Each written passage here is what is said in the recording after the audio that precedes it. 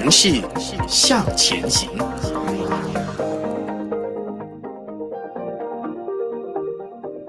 早安，你好，我是玉祥。早安，你好，我是志峰。那今天呢，要访问的嘉宾呢，十分重量级，所以呢，触动了志峰本人啊。那其实今天的这位嘉宾呢，去年也是曾经做客我们的早班节目。当时候呢，他是分享他作为一名前列腺癌的幸存者的经历。那他正是联昌集团前主席兼前首相纳吉的胞弟丹斯里纳西尔。那他近来呢，就出版了新书What is a name？ 那它的中文名字呢，其实有各种译法，有的名字呢叫做名之所属，有的是名号的意义。那这本书呢，其实引起了非常大的回响。今天呢，就把他请到节目当中，我们一起来聊书、聊事业、聊家人、聊时事。Welcome, Chih on CITYPlus, and thank you for accepting our interview. So this is the second time we have Chih on our show. First time was 1 year ago, November 12, 2020. That was during the campaign Only Men Can on prostate cancer. Now, Chih has become stronger and stronger. Congratulations on Chih's new book launch, What's in a Name? So frankly speaking, I haven't finished reading this 350 pages book, but I have read some of the review written by veteran journalists like Chih Wong Chun Wai of The Star, Anna Tian of The Age. So let's begin our conversation with the first question. Can Chih start by talking about when did you want to write this book? How long have you been working on this? Sure. Thank you, Ni Hao, and thank you for having me again. I am very pleased to have the opportunity to talk about my book. Thank you.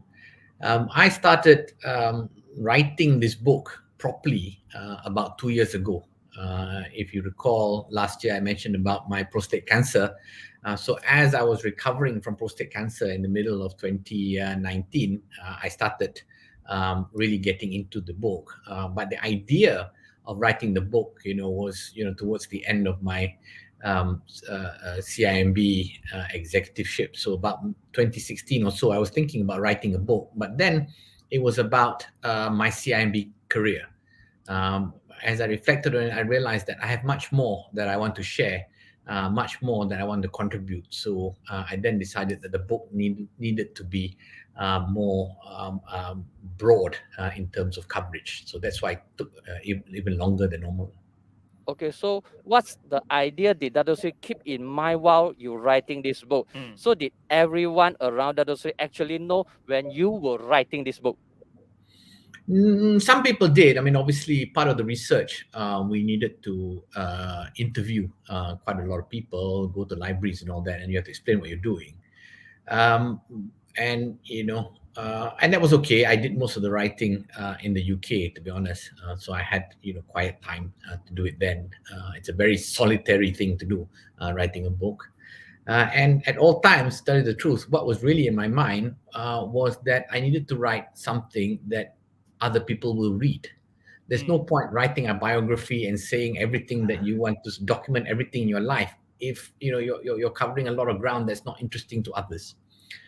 So I always wanted to only tell those stories that I think people will be interested in, so that and find valuable. This is about a medium of helping others to learn from what I did, my mistakes, the good things I did as well. Whichever is up to you, but I write it down, the relevant parts, so that you can take away stuff, and hopefully, if the young people take away stuff, it can help contribute to a better Malaysia, which is ultimately what my agenda is. I see.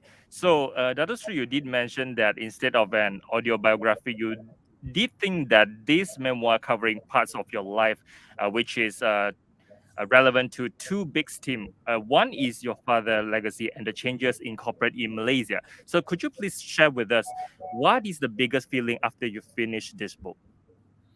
Well, I guess one is when you get into book, you do research, you can reflect on a lot of things, and your perspectives do change. I mean, one obvious perspective is my relationship, or how I remember my father. I really was a little bit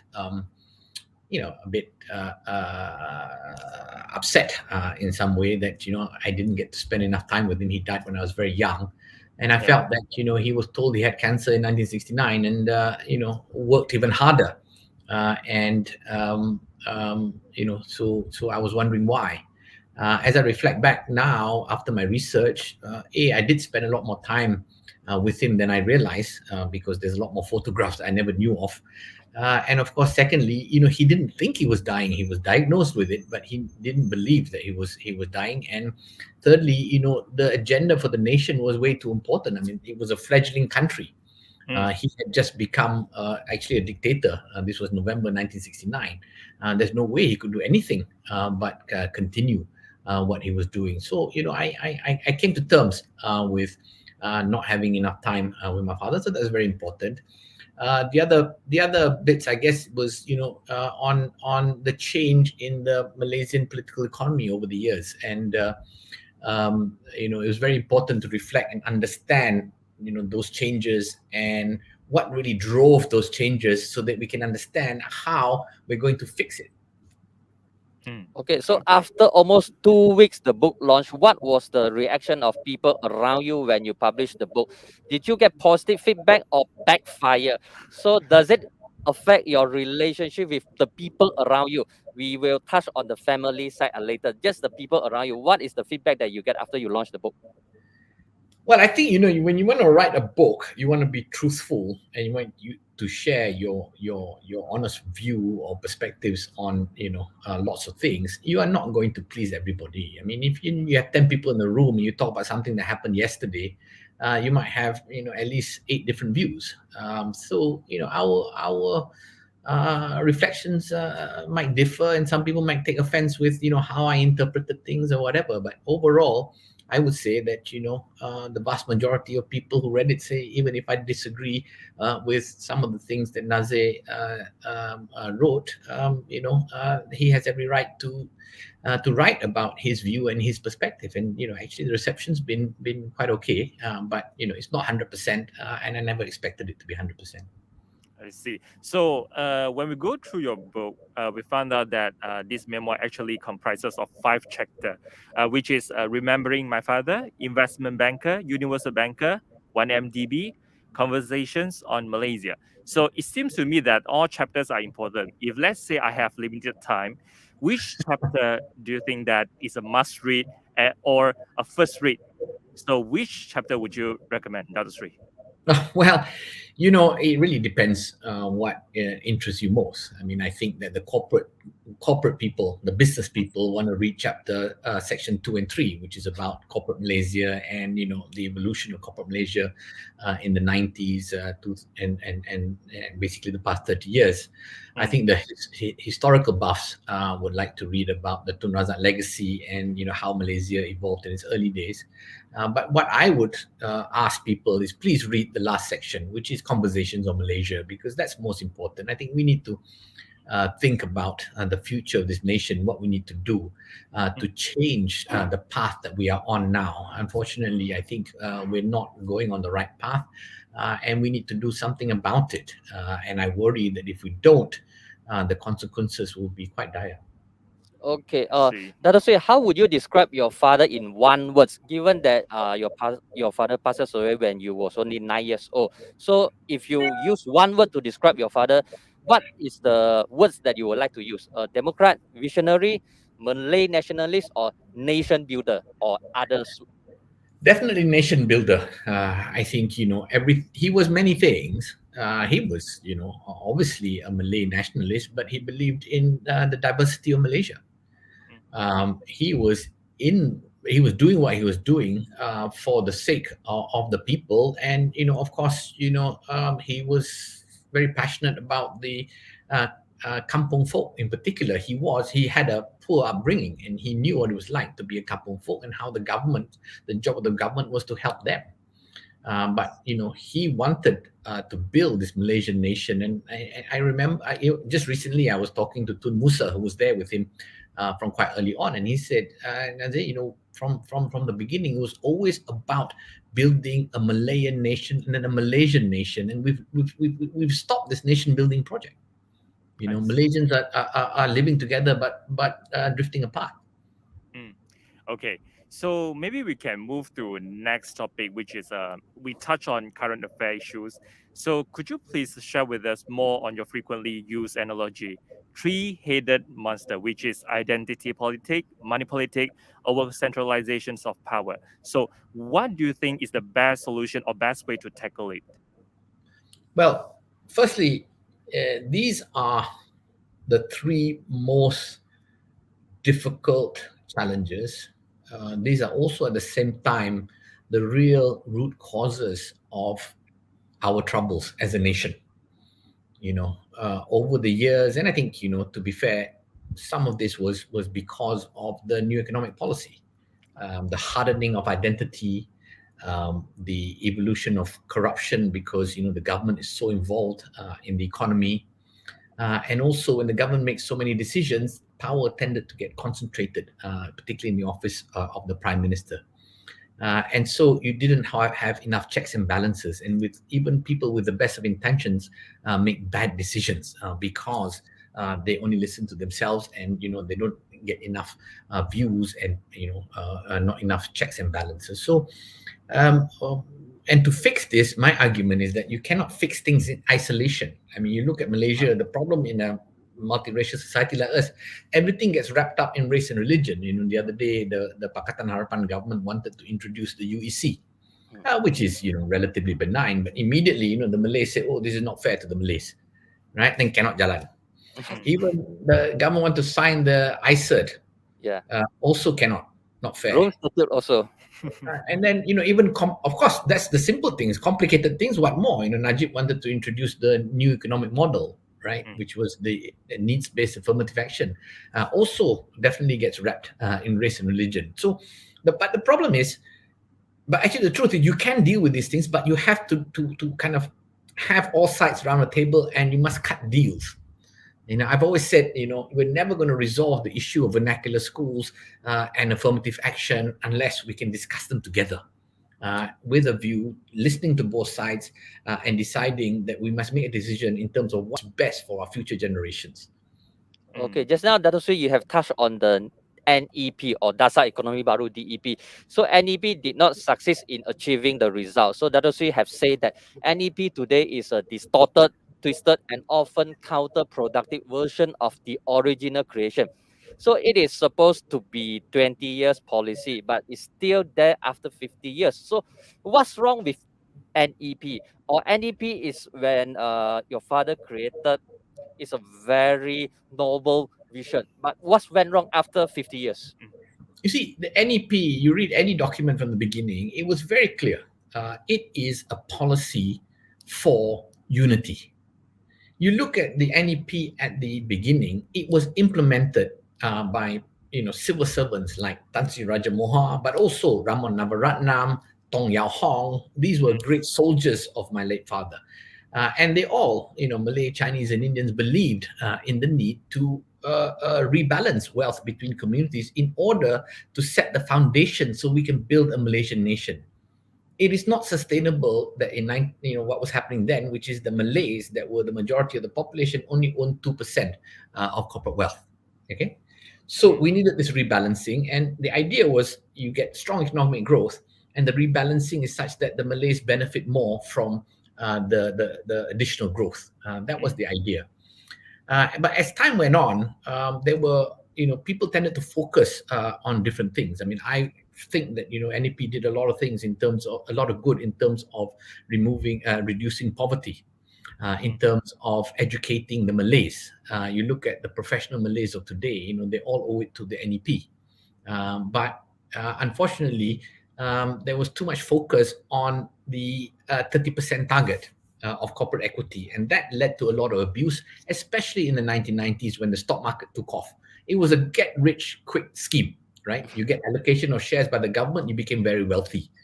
And I could never understand it, and I wrote it in my book, why giving shares to a few individual Malays was helping the Malay community, right?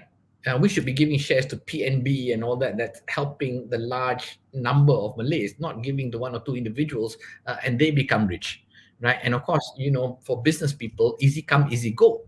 If we kept giving shares to, if people become rich quickly, they tend to lose it just as fast. So this is some examples of how the NEP was not well implemented. The early days, the first 20 years, I think the result was corporate wealth went up to 18-19%, and there was rebalancing of wealth between communities. I mean, it was relatively successful. But in 1990, instead of just extending the policy, we should have recalibrated the policy. And I think they tried. Then in 2010, Najib tried to recalibrate the policy into a needs-based affirmative action. He couldn't get it going. Yeah. And I feel. Sorry, go ahead.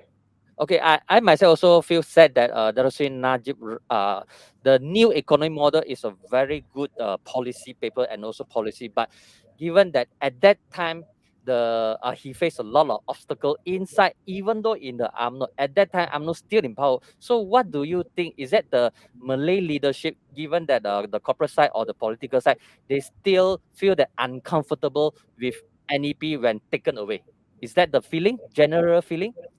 Well, I think this is my argument that there is a difference between what the vast majority of Malays need and what the vested interests want to protect, right? So we need to get into the details here. How does the NEP benefit the majority of the Malays? And the argument of the new economic model was that if we have a needs-based one, the vast majority of the poor are Malays anyway, so you get rebalancing of wealth anyway, so you don't need to use the tools to give more benefits to the rich Malays, right? So you should focus really on the poor Malays. That was the core of the argument of the new economic model. And I think we need to revisit this, and I'm glad that you complimented the document. We need to revisit this, and of course, to do this, one needs national consensus. I keep saying to everybody, look, and I dare say it here, in order for us to build a Malaysian nation, we must all admit that humans are tribal. So we must go against what comes naturally. We shouldn't employ just people of our own race. We shouldn't go to makan with people just of our own race. We must make the extra effort to get along with people of other races. And I faced that when at CIMB. I was the diversity staff at CIMB. I was the only Malay in the whole of the corporate finance department at the beginning of my career. And sometimes I had to really get along in that environment and convince people that look, it's wrong to just have one Malay. We must have a Malaysian company. And so we criticize government companies for being too Malay, but we should also criticize companies like Public Bank Hong Leong for being too Chinese. We must all come together. We're all not doing it right. Don't just say one side's not doing it right. That's why people say that CIMB is China, India, Melayu, dan Bengali. and I heard that, and I'm proud of it. Very proud of it. Really? Yes. Okay. Given that just now Dasu has touched on the rather than race-based, we should move to need-based. Just like what I think that during Najib's time, he introduced the T20, B40, and M40. This is a slowly move up from the race-based. What do you think that the differentiation judged by salary income and not by skin of color skin? Just like we move from qualification to qualification.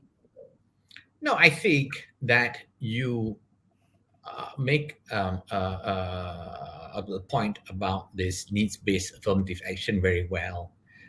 And I think certainly one idea. I don't want to say that is definitively the right way forward because it needs deliberations.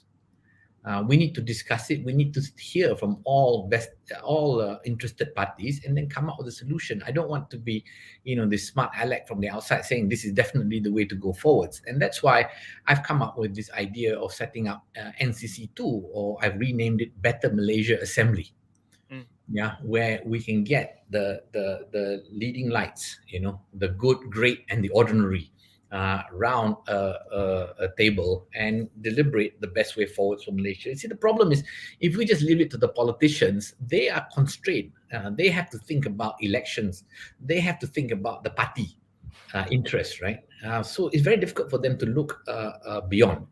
So that's why these kind of long-term issues need to be discussed separate from Parliament. And if you look at the West today, in many countries, Belgium, Ireland, and so on, they've started. You see many more of these kind of offline platforms of good, great, and ordinary to really think about issues, right? And it's a bit like what we did in 1970, which is to set up this consultative council for reforms. We need to do that again, and that's where we can bring in these ideas that we've been discussing just now about affirmative action. How do we recalibrate it? How we make it more relevant for Malaysia today and Malaysia tomorrow? I see. So could you please share with us, from your point of view, what is the important thing that Tun Razak have done for the non-Muslim or non-Bumiputra community in Malaysia? Well, I think it's a very long list. I mean, I think, I described him as the master builder of Malaysia. And he was, firstly, key in the independence fight. And then, of course, he was, COO of the nation at that time. And obviously, some people will associate him just with pro-Malay politics, but I don't think that would be fair. I mean, I lived with him, and obviously the Malays were the ones who needed it most. But in these kind of pro-Malay policies, he always had in mind building a Malayan nation. But you cannot do that without dealing with the needs of the Malays, who were, very much disadvantaged coming out of the colonial era. And when you look at he as a person, his circle of friends, etc., and the kind of support that the government gave to the non-Malay business, it's very clear to me that there's no way he was racist in any way. He was just a builder of a nation. So Dato' Sri have repeatedly said that you were not going into politics. So do you still maintain the same thinking? Given that, don't you think that going into politics, change via politics is the faster and the most effective way? So, or Dato' Sri, do you have less confidence in the whole party system, whole political system?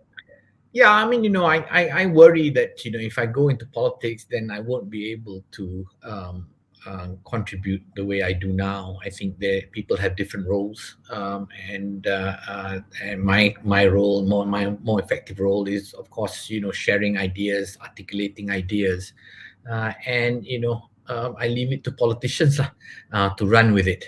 If I suddenly enter politics, then my party will say, okay, this is what you can say, this is what you cannot say, and then when I want to take a view on something, then I'll be thinking, in the next election, what's going to happen to me? I don't think that's for me. I don't think that's for me. So that's why you believe in the power of the powerless people. Yeah, I mean, I think I've always said it. I've always wanted to contribute to public life. And that's from the beginning. I mean, I wrote in the book how that the sense of service has been deeply ingrained in my family through generations. But when I looked at it, I said I don't need to serve by going into politics. I can serve by doing my own thing. I can serve by helping to build CIMB. I can serve by these works I'm doing to promote the Better Malaysia Assembly. I see. So, Dato' Sri, you did mention in your memoir on Tun Razak tangible legacy and intangible legacy. The tangible legacy, which consists of rural development, school, university, Malay-run businesses, and buildings, while the intangible legacy consists of values, principle, discipline, respect for others, and self-confidence. So, why so important of this intangibles legacy? Because people defend his tangible legacies too much, and that includes the new economic policy, and some of the institutions that he set up, some of the policies he set up. We shouldn't defend it just because Tun Razak set it up. And in the end of the day, he set it up for Malaysia in 1970. Maybe relevant for 70s, maybe relevant for 80s, but is it still relevant for 2020s? So then when you think about it, what is his true enduring legacy is really his methods, his principles, his values, and that every young person can read about and try and run with. That means things like he was very methodical, he was a Democrat, he was a nationalist, But I also highlighted that he had these conflicting traits, like he was consultative yet bold. He liked to consult. The Raza Education Report, he consulted very widely at different levels of society in order to come up with the Raza Education Report.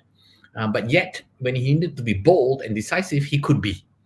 Right? I said in there, and he was a self-assured team player. So when you're self-assured, sometimes people, believe in their own BS, right? But he was self-assured, but yet he was a team player. He was very good at building teams. He was identifying future leaders. If you look at leaders of Malaysia after he passed away, the Mahathis, Razalis, Musas, Rafidas, and all that, those were groomed by Tun Razak. And I fear that if you look at one of Malaysia's problems today is the young generation of leaders. There are very, very few. And I remember the story from Tan Sri Rafida Aziz, who told me that, she was brought into politics by my late father. Why? Because she spoke out at him. She berated him in some meeting, and he was so impressed that this lady had the gall to challenge him publicly in front of lots of people, that he said, "No, you better join politics." So that's someone who's very confident. And when he first became leader of the country, what's the first thing he did? He appointed Tun Dr. Ismail as his deputy, someone who he used to be his opponent. Someone who doesn't suffer fools and will speak his mind at all times. He was very strict. He was terrifying personality, Tun Dr. Ismail. But my father said, look, if I'm going to be good, I want the best people around me. And he chose Tun Ismail. So your father is very confident, self-confident level are very high. So right now, we know that Dato Sri inherited a good name, and you often have been asked this question: how much of your success today is because of who you are? A son of a prime minister and brother of another one. So what's your answer? I don't really have a good answer, because one cannot analyze that. But I hope that people would look at my track record. And being the son of Tun Razak is like a brand. There are high expectations, but it also eases entry, if you like.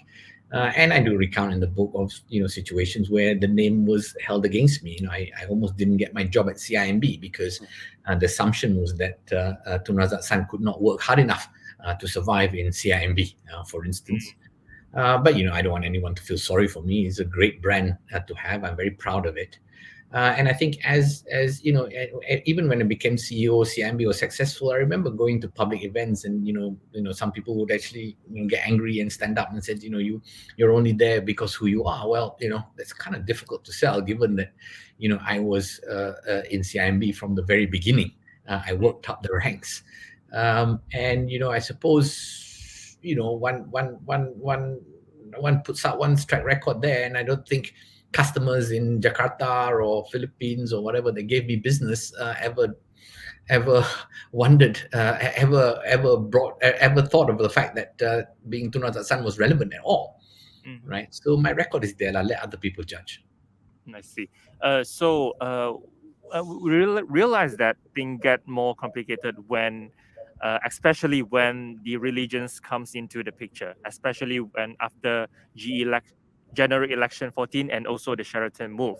So Malaysian can't take away race and religion out of politics. So Dato Sri, do you think that is there any other options for Malaysian? No, I think Malaysia is majority Muslim country.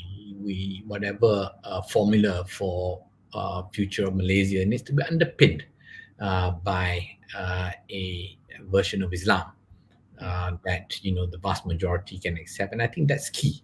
I think if you look at the work that ABIM is doing now, it's fantastic. ABIM is doing two things. It is promoting the concept of Bangsa Malaysia, and at the same time, it articulates Bangsa Malaysia as being underpinned by what they coin cosmopolitan Islam.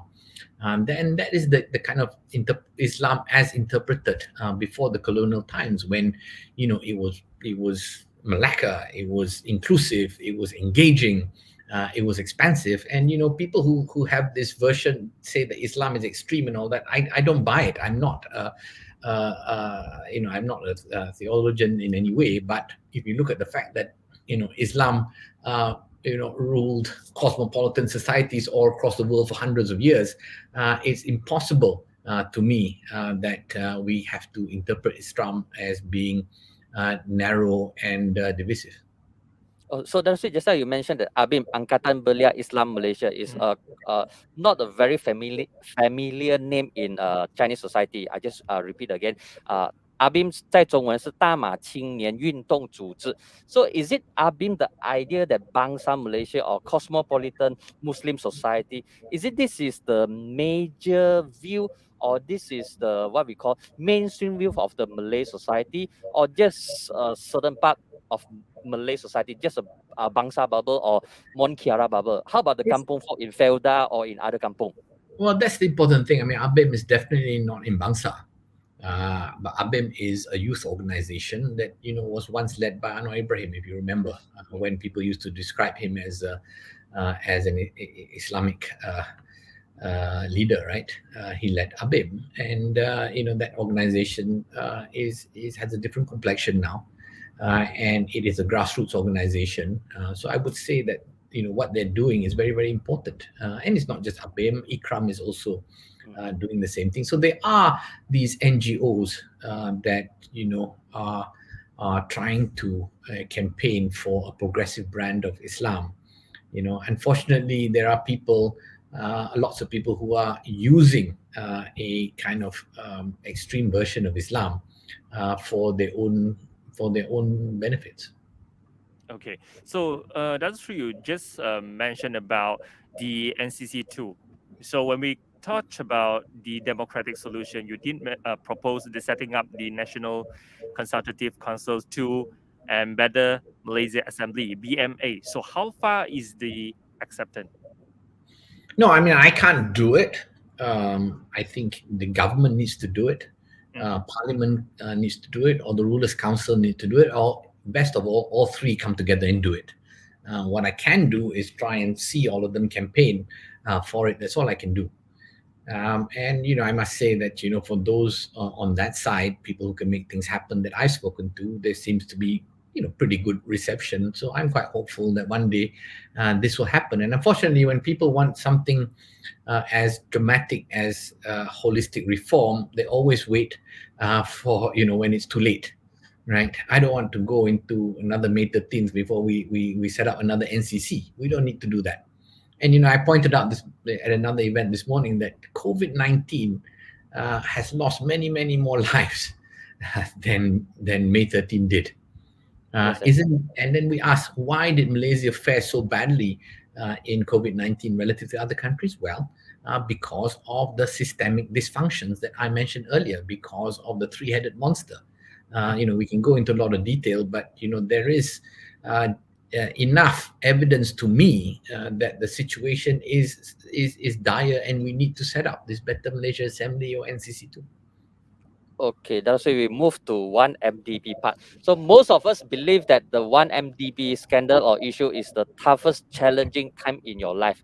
You are caught in the center, doing the right thing or conflicting with the family loyalty. So I believe that this is a very painful process when you come to a situation that you have to make a choice. So what is in your mind? What are the main focus and concern at that time when you come across 1MDB? No, I mean, as a banker at that time, there was this, TIA bonds in 2009, and I could look at it and realize that there was something fishy going on. So I definitely decided that something wasn't right in 1MDB, and I went to see lots of people to tell them 1MDB needs to be investigated. And some people agreed with me but didn't want to investigate. And this is where I get to the point that the Prime Minister's office is too powerful. People are too scared of the Prime Minister. So institutions didn't do the work they were meant to do in preventing the 1MDB crisis from escalating. For me, it was about, also one is protecting the financial markets, which was important because the deal was done in a bad way. But it was also highlighting to Najib that, look, something is not right in this thing called 1MDB, and it's under your watch, right? And so it was about protecting my brother at the beginning in many ways, and for many years the campaign was first and foremost about helping my brother to see that this thing was happening at 1MDB. I see. So when Dr. Sri, you first learned about the 1MDB incident, what was your immediate reaction? Was it surprise, suspicious, blur? Could you please share with us?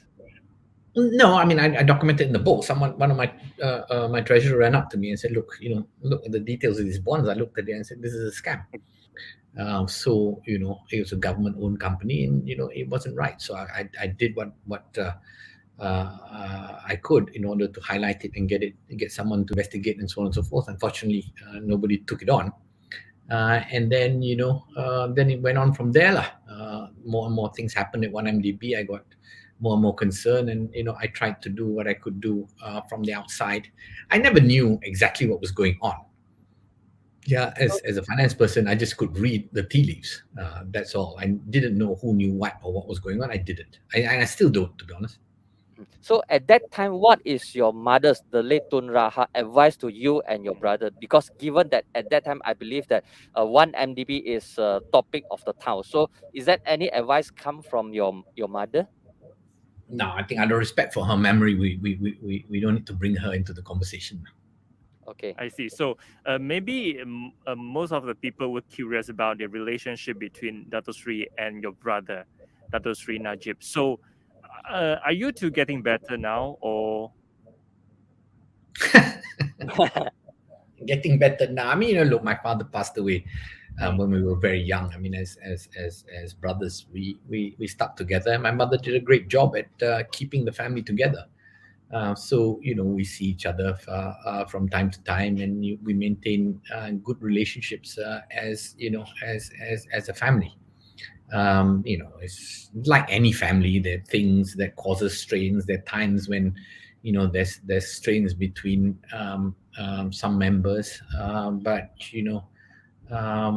hopefully we get over this at the right time.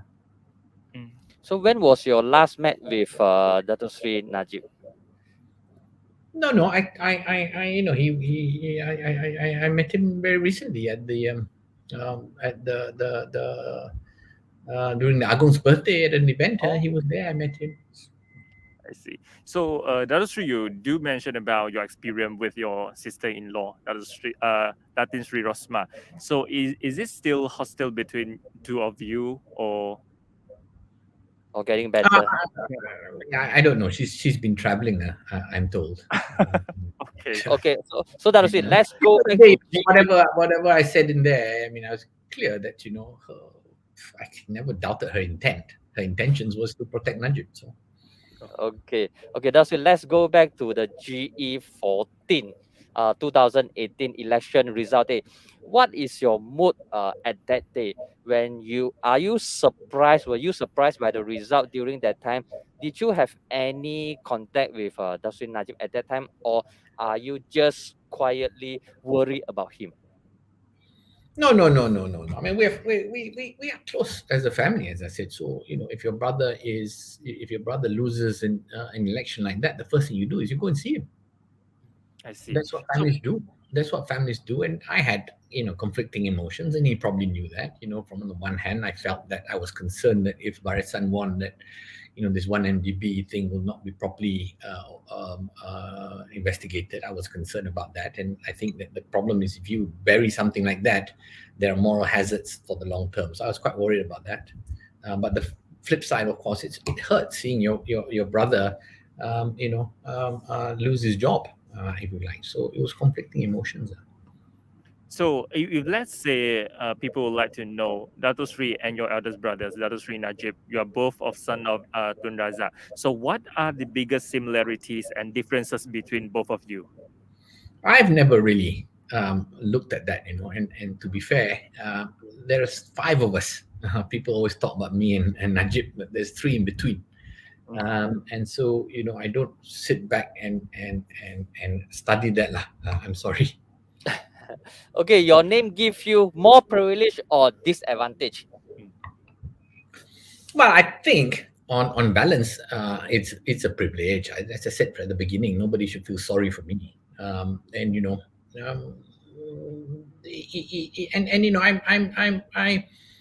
thankful to my father for leaving such a good name. I'm thankful to him, and however, I didn't lead a normal upbringing because it's constantly navigating that name, right? People always have first impressions of me. I can only try and build a second impression with them, so that's about branding lah. Anything with such a strong brand, you need to manage it.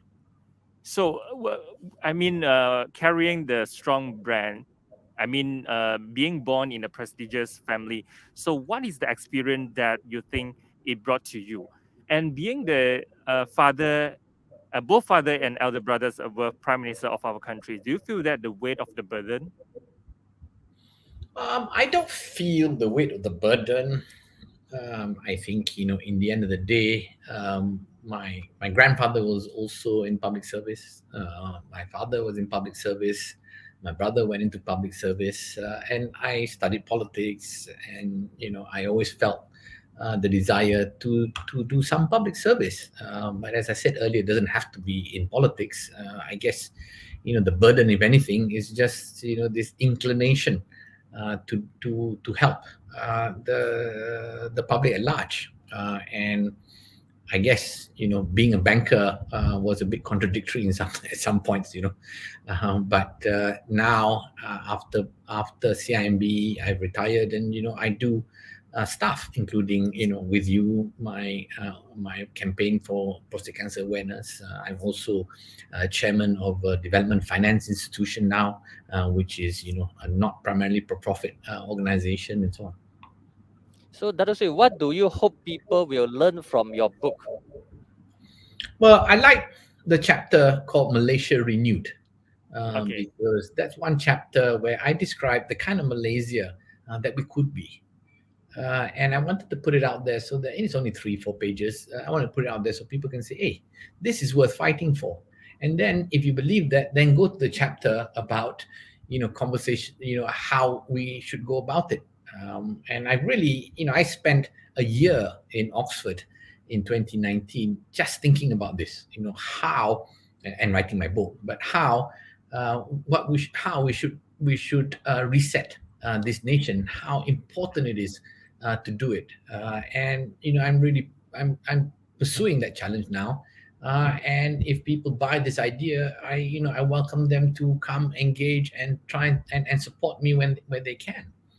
I have a website called nazirazak.my. I'm happy to engage in conversations with people, and I think that's where it begins, having the right conversations. So Dato' Sri, East Malaysia, Sabah and Sarawak is part of Malaysia. So do you have any engagement with society or NGO from East Malaysia, because they always feel they've been neglected by the mainstream? No, for sure. And I have a kind of working group for this Better Malaysia project, and it does include a number of leading lights from East Malaysia. I'm very aware of the frustrations of East Malaysians and their disappointment with how MA63 played out and so on. And it is something that has to be very much at the core of discussions of any Better Malaysia Assembly. I see. So last, we knew that this book, the Malay version and also the ebook is coming. So how about Chinese version? Yeah, Yeah. my worry with the Chinese version is that I can't read it. Okay, you get someone who can proofread for you. Definitely someone from CIB can do it. No, even the Malay translation, which I'm in the midst of doing now, I'm struggling with making sure that the meaning is consistent with the English, right? It's a tough challenge even in Malay. I definitely can't do it in Mandarin, and I'm not sure if I can trust anyone enough to do it on my behalf. So that is my Mandarin challenge. So I'm sorry. I'm thinking about it. I know a few people have called me and said they'd like to do it for me, but that question is still unanswered. Okay, thank you. Sure. Before we end the interview and conversation, any last word that you would like to add or you would like to emphasize on this book and also on your personal path or on your future project? No. I mean, this book is net of it all. It's my memoirs, but it's also my contribution to the discourse of how we build a better nation. Yeah, so please, those who read it, I know some people like Chun Wai, like to run to the juicy bits. I think, what's most meaningful is to read the chapters about how we build a better nation, and I hope more and more people support and see the need to do it differently. We can't just leave it to the normal process now. Okay, thanks for your time. Thank you, Dato Sri. Thank you. 也今天呢也非常感谢拿督自己纳西尔呢做客我们的城市话题，感谢你。Thank you. Bye bye.